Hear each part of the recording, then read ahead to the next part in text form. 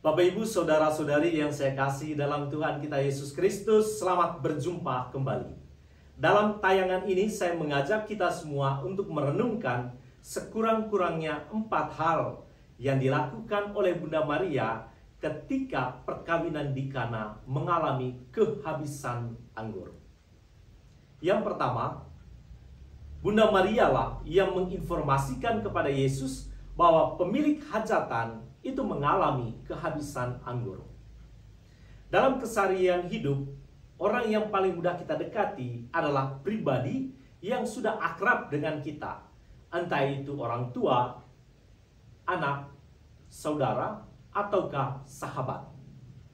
Relasi Bunda Maria dengan Yesus tentu bukan sekedar relasi persahabatan, tetapi lebih dari itu, yaitu relasi antara ibu dan anak. Kalau ditanya, siapakah manusia yang paling mengenal Yesus? Tentu jawabannya adalah Bunda Maria. Atau siapakah yang paling mengenal Maria? Tentu putranya sendiri, yaitu Tuhan kita Yesus Kristus.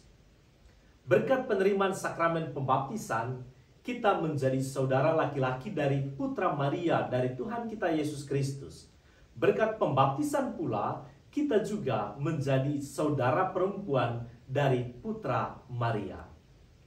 Bunda Maria dalam Injil pada hari ini memberikan contoh yang paling baik untuk kita, bahwa pengalaman kekurangan atau aneka masalah pasti selalu menghampiri kehidupan kita semua. Kita diundang oleh Maria untuk tidak hanya datang meminta nasihat kepada sesama, tetapi lebih dari itu, datang kepada Yesus untuk memohon solusi. Dan poin yang kedua, Maria tidak pernah memaksa Yesus untuk melakukan mujizat. Tetapi Maria memiliki keyakinan bahwa Yesus dapat menemukan solusi atas masalah kekurangan anggur. Walaupun Maria ditantang oleh tanggapan yang tegas dari Tuhan kita Yesus Kristus yang mengatakan, "Saatku belum tiba," Maria tetap menghampiri para pelayan dengan mengatakan, "Apa yang ia katakan kepadamu, buatlah."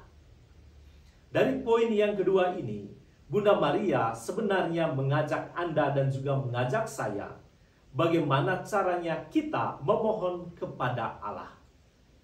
Dalam Injil ini, kita tidak menemukan bahwa Maria sedang memaksa Yesus melakukan mujizat. Dia hanya menginformasikan kepada Yesus bahwa mereka, yaitu pemilik pesta, itu mengalami kehabisan anggur. Pada titik ini, Maria mengetahui posisinya di hadapan putranya yang sekaligus Allahnya. Bahwa dalam memohon, kita memberikan ruang yang luas bagi Allah untuk melakukan kehendaknya. Beriman bukan berarti memaksa Tuhan melakukan mujizat. Sebab gaya demikian itu telah dilakukan oleh iblis ketika meminta Yesus mengubah batu menjadi roti. Beriman berarti meyakini bahwa Tuhan memiliki solusi atas setiap masalah hidup kita. Maria juga mengajak kita untuk masuk lebih jauh, bahwa setiap perkataan, sabda dari Yesus itu adalah berkat bagi kita semua jika kita dapat melaksanakannya. Dan poin yang ketiga, Maria meyakinkan para pelayan untuk mendengarkan putranya. Maria sungguh yakin bahwa Sang Sabda yang pernah menciptakan segala sesuatu baik adanya akan membuat pesta perkawinan di Kana itu baik adanya. Maria memiliki sikap iman yang sejati, yang tidak pernah meragukan putranya yang adalah Allahnya. Kita seringkali memohon kepada Allah dalam doa-doa kita, tetapi seringkali juga kita kehilangan iman ketika kita berdoa.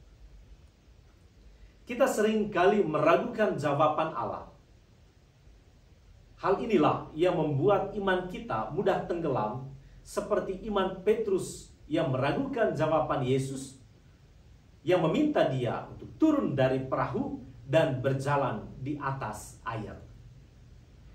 Iman akan menghantar kita untuk melihat dan merasakan mujizat Tuhan. Dalam teks Injil Yohanes bab 11 ayat 40, kepada Marta yang kurang percaya, Yesus pernah berkata demikian. Jika engkau percaya, engkau akan melihat kemuliaan Allah. Iman Maria dan ketaatan para pelayan menjadi jalan Tuhan untuk menampakkan kemuliaannya. Dan poin yang keempat, iman Maria, ketaatan para pelayan, serta kemuliaan Allah yang terpancar dari belas kasih Kristus tidak hanya mengubah air menjadi anggur, tetapi juga mengubah tempayannya. Keenam tempayan itu tidak lagi menjadi alat untuk melaksanakan hukum, tetapi menjadi sumber sukacita. Keenam tempayan itu adalah kita, Anda dan juga saya. Kita seringkali larut dalam tugas dan juga fungsi kita masing-masing. Kita juga seringkali terlena dalam aneka jabatan. Kita larut dalam aneka kesibukan, sampai-sampai kita kehilangan apa artinya menjadi pribadi, menjadi keluarga yang penuh sukacita. Tidak ada jalan lain untuk memberi diri menjadi pribadi yang dapat menjadi sumber sukacita selain membiarkan diri kita dekat dengan Allah dan membiarkan diri kita dipakai oleh Allah. Tuhan memberkati kita semua.